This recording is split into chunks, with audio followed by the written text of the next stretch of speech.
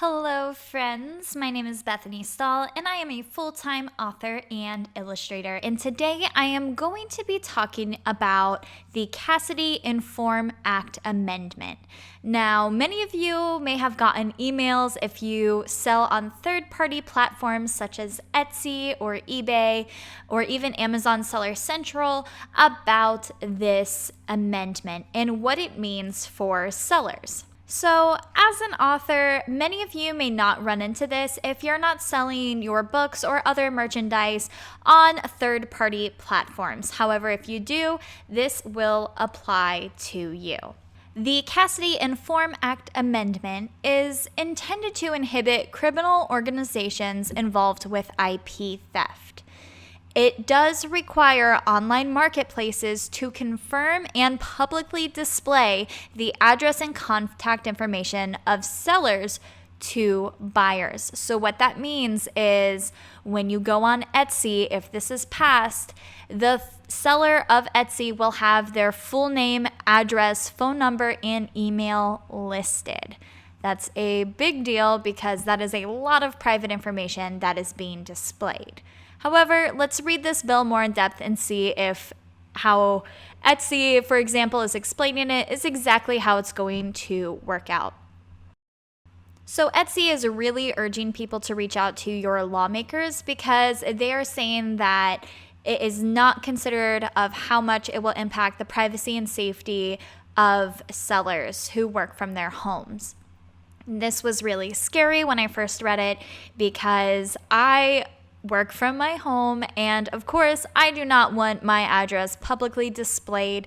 It brings into question of people that may turn up to harass you or anything of that sort. I have actually had in-person harassment at my home from people finding my information and taking it to the extreme.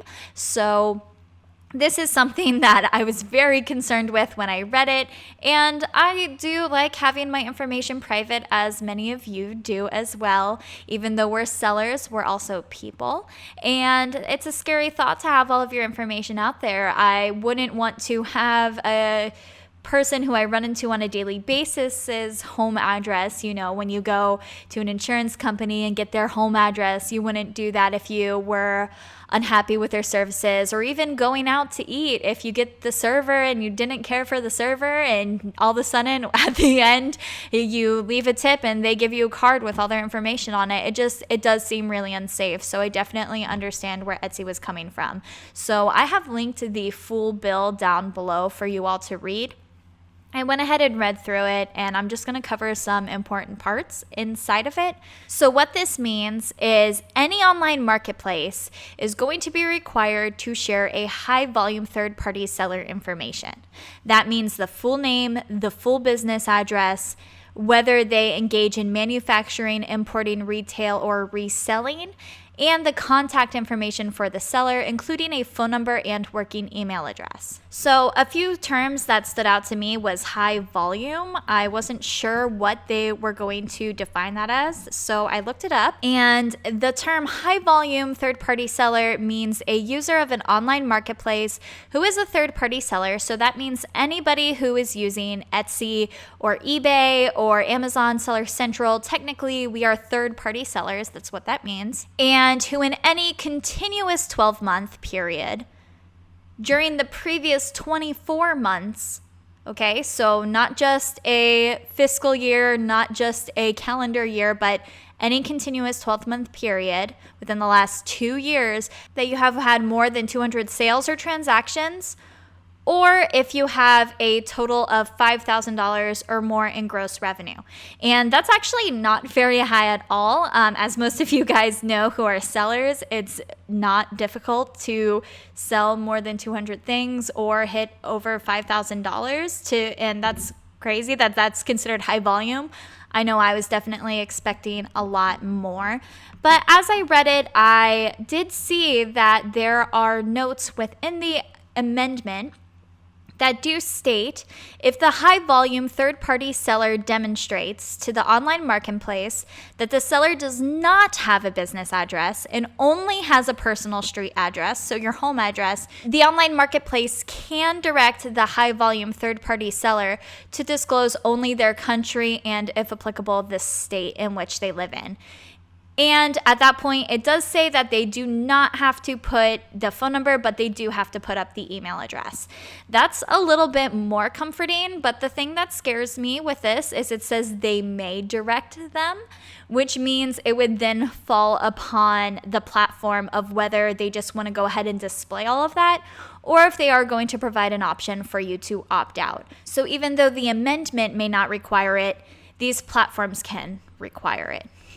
So that is something to be aware of. And then you can also demonstrate that if you do not have a phone number other than a personal phone number, that the online marketplace may inform customers that there's no phone number available. And I do want to say, for anybody selling, you can create a Google Voice number for free and use that as a business number. I have done that in the past when I don't want to give out my personal phone number, or when I did have a phone number available to call.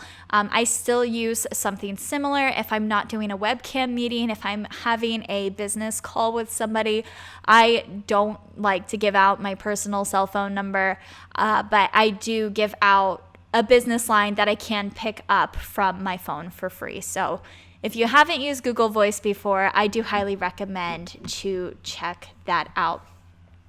If you do have concerns about this amendment and you do want to reach out to your senators, now would be the time to do so and voice your concerns.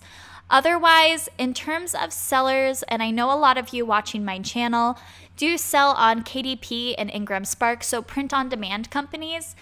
In my understanding, I do not think this is going to affect those of you who are selling print on demand, because if you notice when you go to Amazon, it is Amazon who's selling the book.